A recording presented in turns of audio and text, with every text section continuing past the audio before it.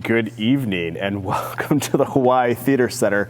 Apologies for the delay there. I was stunned by the beauty of the Hawaii Theater Center behind us here, all decked out for the holidays. You are tuning in to Tuning Up with Dave and Iggy. Hello, Dave. Hello, Iggy. How are you? I am wonderful. How are you? I'm happy to be here, as always. Yeah. A little bit of an abbreviated show this evening. We want to warn you, for those who are expecting 60 minutes of the dynamic duo here, you're only going to get 30 minutes tonight for a very, very special reason. One of actually, Iggy, you should really tee this one up and introduce our guest. I'll introduce our guest. Okay. But you can introduce what's going to happen at 8 o'clock. At 8 o'clock, our partner, the Hawaii Youth Symphony Orchestra, is doing their gala. For all of you sitting at home, you're not missing any in-person event. You can tune your TV to view the Na Mele, the fundraising event of the year for the Hawaii Youth Symphony Orchestra to make music a right. Not a privilege. Not a privilege, which I think is a really powerful message for this community. And we're thrilled to support it here at the Hawaii Symphony Orchestra. The partnership between these two organizations runs deep, and what better person to tell us about that than our guest this evening? That's right. Right from the Hawaii Youth Symphony, we're so happy and honored to welcome Hannah Watanabe. Mm-hmm. You are the concert orchestra conductor, but you're also the orchestra director at Moanalua Middle. Yes. So welcome. It's great to have you here. Yeah, thank you. It's great to be here and great to be with Dave and Iggy tonight. So Moanalua actually a special place in my heart because actually my wife is a graduate of the Moanalua High School. I didn't know that. Really. I was mentioning last week how we tend to give a lot of credit to the teachers who are in the academia, universities, famous schools, but all of us who are performers and educators, and I'm sure you'll agree with me, the teachers who had the most influence on us were the first teachers that we met. And so you are at the Moanalua Middle, and I'm sure that you make an incredible impression on all those students, and they get inspirations from you. And I'm sure they'll never forget that. Do you know that you're such a great source of inspiration to all those kids? I actually don't think of myself like that a lot of times. It just brings me joy to see kids go from to make progress through the 2 years and to grow as not just musicians but as human beings, to become better versions of themselves, I guess. And it's nice to have kids come back and visit. This year's a little bit different. They can't really visit too much, but it's nice to hear from them and see them grow. They change so much from middle school to high school. There's such a big change, and then, of course, to college. But it is nice to see the kids as they go through the middle school and then grow into adulthood. It's always a very nice thing to see when they become community contributors. Yeah. And so the concert orchestra at HYS, the Youth Symphony, how old are those students, more or less? Those students are generally 6th grade and up. Okay, Yeah, so 6th grade and up. I've been to many concerts by the Hawaii Youth Symphony, and I've seen HYS-1, which is the older, more advanced kids, and then HYS-2 and concert orchestra. And I've always been very impressed that at that age, 6th grade, concert orchestra, or CO as we call it, the kids seem to have so much buoyancy and energy. And I noticed that later on they are preteens and teenager, and it's a little different. They're still very inspired, but you can see them maybe more on their phone when there's a break, and whereas maybe when they're younger, they still have this sort of energy mixed with innocence. I don't know, am I crazy, or do you find that a little bit too? No, I think that's true. I mean, we do have a wide age range in our group. So we have really young kids, 6th grade, and then we also have some students who are high school. And so it's kind of neat to see the way they interact with each other, right? Because it's such a wide, for some of them, it's such a wide age gap. But it is nice to see them get along. If your STEM partner is 6th grade and the other person is 9th grade or 10th grade, that's a pretty big age difference. But it is nice to see them talk to each other and get to know each other and find common things that they have in common. And so it is different because we have all those ages in the group. Yeah. Dave, you like to ask one important question when we have a guest, correct? I like to ask two important questions. First, I always like to ask, take us back to the beginning. And I often like to, we don't compare our guests here on Tuning Up with Iggy and Dave, but it's always interesting to determine where people start when we ask, start from the beginning. Start from the beginning? Well, I guess for me, I grew up around music from a very young age because my dad was a band director. So I remember being a tiny little kid running around the band room at McKinley High School because he was there when I was younger, and always hearing bands and always going to band concerts, always going to rehearsals for band concerts. He also conducted the Youth Symphony for a little while. We should say your dad is Grant Okamura. Yes, my dad is Grant Okamura. So I would go to a lot of concerts when I was young. But it was interesting to me that my parents never really pushed music on me. It wasn't like, you have to play this or you have to do that. I was pretty much left to figure things out on my own. So I guess the story that's told to me by my dad, and that I sort of remember, which is kind of weird, is I was attracted to the violin because everyone thought I was going to play band because my dad was a band director. So I think that's what everyone thought I was. Even I thought. I was like, oh yeah, when I get old enough, I'm going to join the band. That's going to be what I'm going to do. I'm going to play some band instrument and be part of the band and grow up in band. But that actually didn't happen. And so I guess for me, the summer going into my 7th grade year at Kamiki, back then it was intermediate school, now it's middle school, I took band to get my start in band. And my dad said the clarinet would be a good one for me, so I decided to play the clarinet. I liked the instrument. I actually think he secretly had this plan for me to take from Mr. Miyamura, because Mr. Miyamura was a clarinet teacher. That was his specialty, so he got me all the greatest. I had the Van Doren reeds and all the, my dad got me all the good stuff for clarinet. And after that summer, I hated the clarinet. I hated it. I did not like it. I was not feeling like I would try to play it and I feel like I was going to pass out all the time. And then so at the end of summer, I was like, I don't think I want to play the clarinet. And so I decided, why don't I try violin or try orchestra? So I switched to orchestra, and I had Mrs. Parado. Norma Parado was my orchestra teacher, and she taught me from the time I started all the way through pretty much all the way through high school, and she's a big source of why I play the violin and why I became a teacher, along with Mr. Miyamura, who I later met. Well, actually, he's always been part of my life, but in the Youth Symphony when I was with him. But my dad always tells me this story, and this is why he thinks I took the violin, was because when he was doing the Youth Symphony, he would do recordings, audition recordings for students. And so one of his students was the concertmaster for Youth Symphony at that time was this really good violinist. I think she ended up going to Juilliard, but he did a recording session for her, and I had to tag along. He didn't have anyone to watch me. So we went to this church to record, and he said the instant she started playing the Mendelssohn Violin Concerto, I was hooked. Like I sat in front, and I was young. I think I was 3 or 4, I don't know, I was pretty young.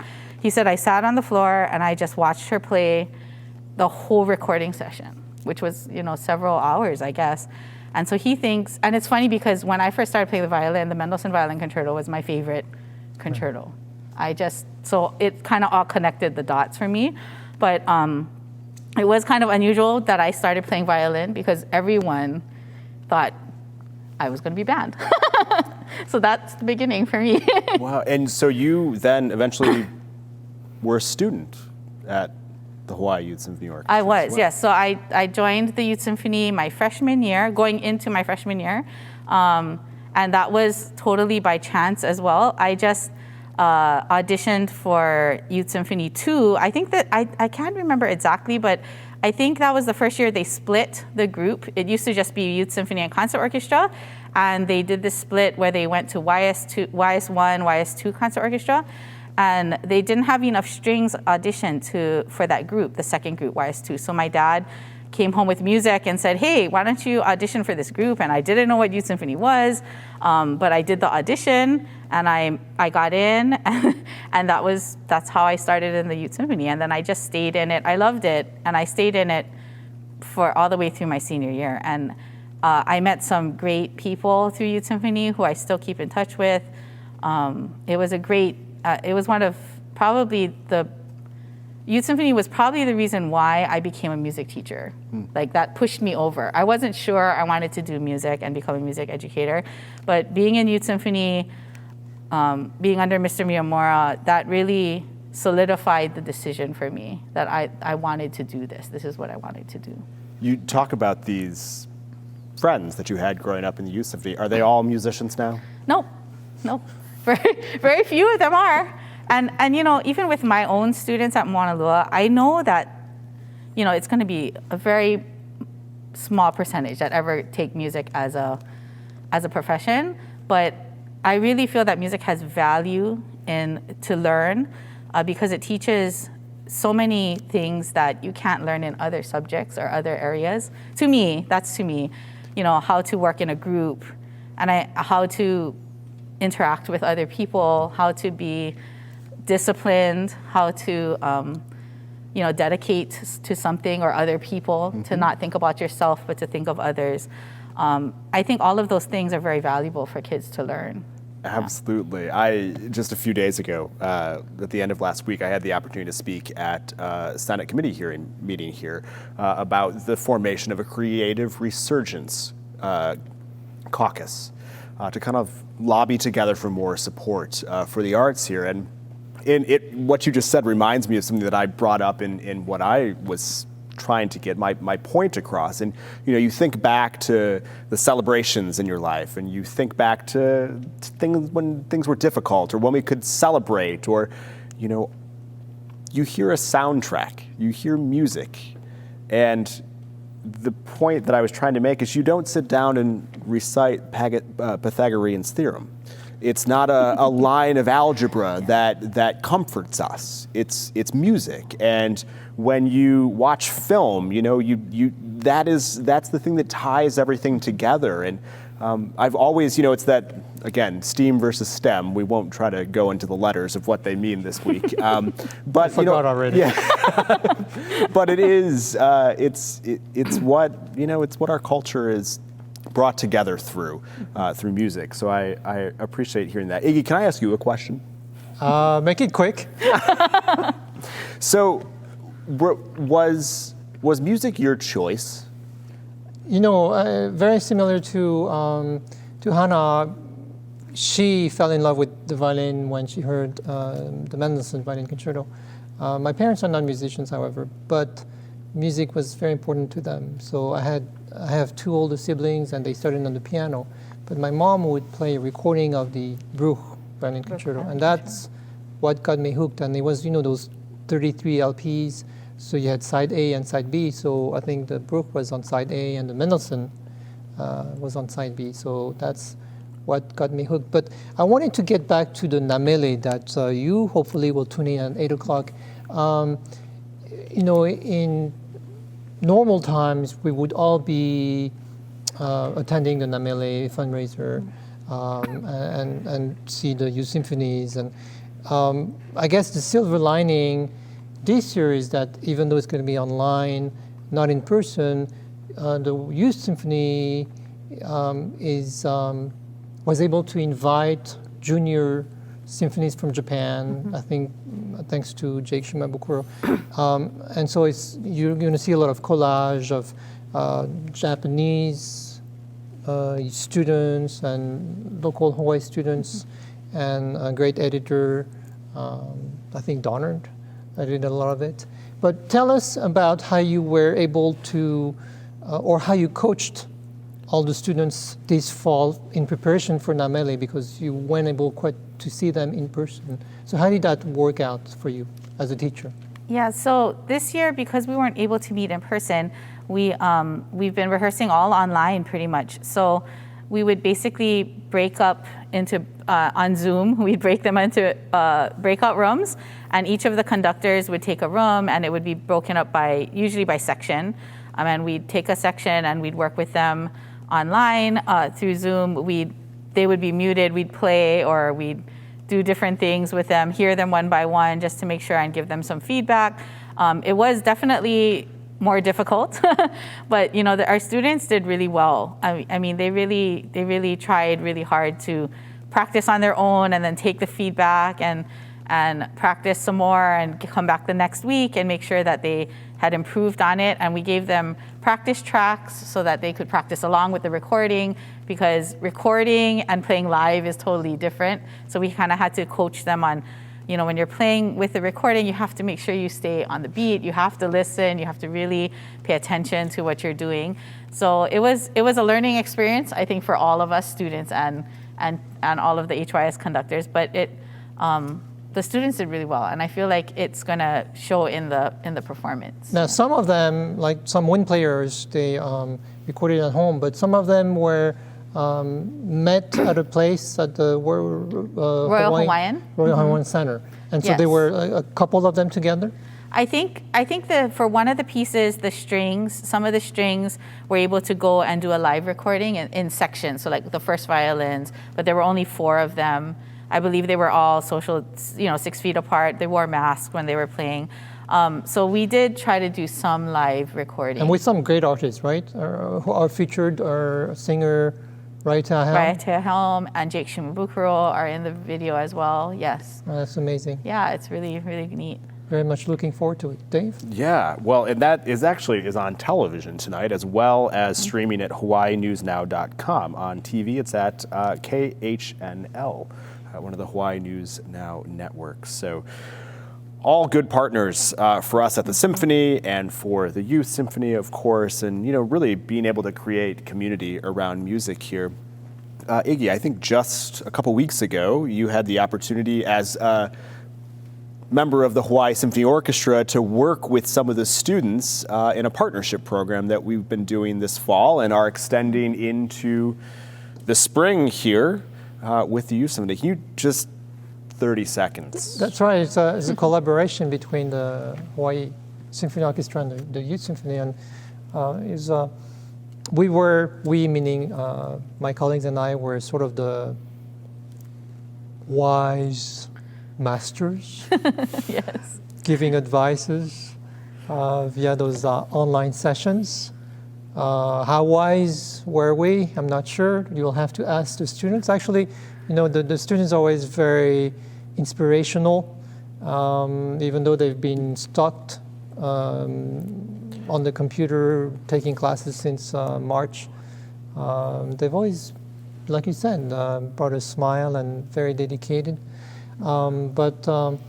So you had a couple violinists like myself, of the older people. You had wind players, harp player, cello, all kinds of instruments, and so we would break into small rooms, and all the students had to work on some small excerpts or small pieces, and we communicate with them.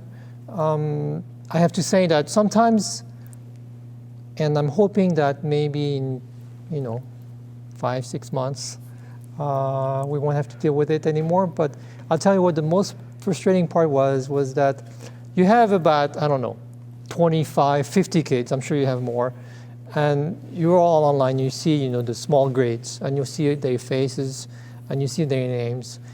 But in order to make this effective, you have to mute everyone else while I talk, because when I talk, everyone has to listen.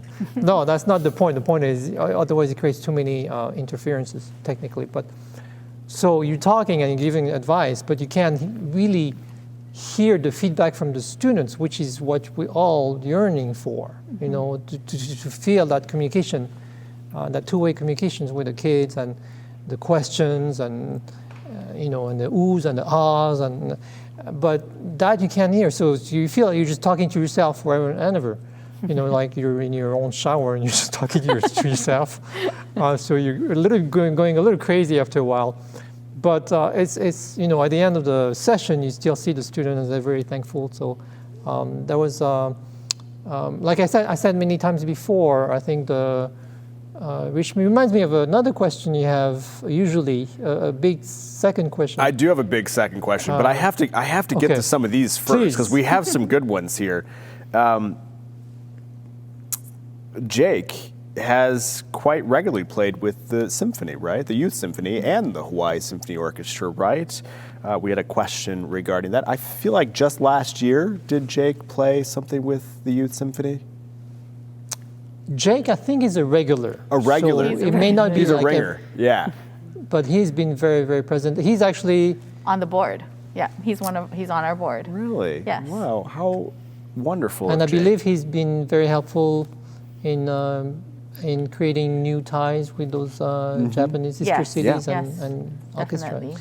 Absolutely. We have a few questions about the performance for the Hawaii Symphony Orchestra. This weekend? This weekend, on Saturday, under the direction of none other than Iggy Jang. We've changed the program a little bit since the first time we released it. No, not this week. Surprise! Surprise! We removed Greensleeves. So if anybody was tuning in just to hear Greensleeves, Iggy has a playlist of about a dozen. No, I can meet with you in person, or if you don't want to do it in person, we can do it via Zoom, and I can perform Greensleeves, and whatever you want to donate for the symphony. There's a good opportunity there. Yes. Absolutely, yeah. You know, it's actually, I will share and we've talked about this a little bit before, but as we've put these programs together, we're learning so much about the rights and the licenses and all those sorts of things that it takes for us to do this in a digital format. So, and Greensleeves, oddly enough, falls into a category where it was cost prohibitive for us to do that with the symphony. So, the more you know. But there's a lot more great music that you'll hear on Saturday. Yeah. You know, we sort of run the gamut of the sounds of this season because originally, before the pandemic, we would have had classical shows and sort of holiday pops. But for this weekend, we'll sort of combine everything. So you'll hear, you know, sounds of the season through the musical lenses of Handel and the Messiah, but you'll hear the winter sounds of Vivaldi's seasons, Piazzolla. So like you said, it's a journey. It's a global journey. A global journey, a tour de force. From England, Italy, Argentina, what am I missing? Hawaii. Austria, and then we'll, of course, land back here in Hawaii. Yeah, absolutely. I am absolutely delighted Yeah. by this performance. So 7:30 p.m. live here from the stage of the Hawaii Theater Center. Tickets are available through the box office at the Hawaii Theater Center here. And I'm looking at a few other questions that we're getting here. Thank you. The background is quite nice this evening. Shout out to Mr. Gregory Dunn for his work in the lighting booth this evening. As always. Little did we know what his talents were. And it matches quite nicely with Iggy's shirt. But I want to draw attention to my shirt. Yes, absolutely. Because my shirt came from the Hawaii Youth Symphony Orchestra this evening. Thank you, Donner. That looks... sorry, yeah. This shirt is available. Make Music a Right is available as one of the things that it's helping to support the symphony tonight. So as you go on their website, send some money their way in many of the opportunities. And they are totally going to take you up on that offer. Iggy. So. Okay, before you move on to your next question, I know we have 5 minutes. I just want to give a shout out, and Hannah, I'm sure you'll do that with me too, to 2 staff members of the Youth Symphony who are going to leave very soon. It's Anne Doike and Joan Doike. Mm-hmm. So they're related, but not. They're related, that's all I know. They have wonderful family, wonderful kids, and they brought a lot of energy and a lot of stability, because I know there was been a lot of turnovers at some point or whatever. So we're going to miss them very much, Anne and Joan. We are going to miss both of them. Best wishes to you, but I'm sure we'll see you often everywhere. Yeah, yeah. So the question that I ask every week is, and I think you are uniquely poised to answer this question with your work with our youth. What's the future of classical music? What's the future of the youth orchestra? What's the future of the symphony here in Hawaii? I guess because I teach young kids, I think the future is really in those students, in the young, in reaching young kids, because a lot of them don't get exposure to classical music, but when you do expose them to it, they really like it. They really do. Like when I play things for my kids, recordings, when we come to symphony concerts, in the past I've brought my students to the Hawaii Symphony concerts, they always leave in awe. And they always leave with this like sense of, ooh, I want to hear more. I want to go on YouTube and explore more of classical music. So I feel like when we expose the students to that music that they haven't heard before, and you give them history and you teach them about, the different cultures and the places these people come from and composers, they are interested in it. It becomes exciting for them. And I think that's kind of the future. Like the more we can teach kids about classical music and expose them to it, I think they have a natural affinity to it. They want to know about it, and they do like it. They can find something in classical music that they will enjoy. They may not enjoy all of it, but they find something. They'll find some aspect of it or something that they enjoy about classical music. And I think for me as a teacher, that's exciting. Like when you introduce something new to them and they're like, oh, I didn't know, or oh, I really like that, and then they go off on their own and explore. And I think encouraging that is important as a teacher, to foster that exploration of music is really important. And so I think for the future, I think that's very important, to give them that chance at it. Because I think some people think, oh, they're never going to like classical music. Why should I expose students to that? But when you do it, they really do enjoy it. Well, it brings me back to my original point that if you have a teacher that gives them so much inspiration, it really helps. So I think thank you for all the work you've been doing for all those students. Absolutely. Well, we want to give you time to turn on your television or head over to hawaiinewsnow.com for the Hawaii Youth Symphony Orchestra's Na Mele this evening. Thank you to Randy Wong, the entire board of the Youth Symphony, all of the teachers and all of the staff at the Youth Symphony who continue to make music a right, not a privilege. You're building future audiences for the Hawaii Symphony Orchestra. And that is something that we all must invest in if we're really interested in supporting the arts and making sure that all of this is here for the generations to come. So thank you so much for joining this evening, and tune on over to KHNL.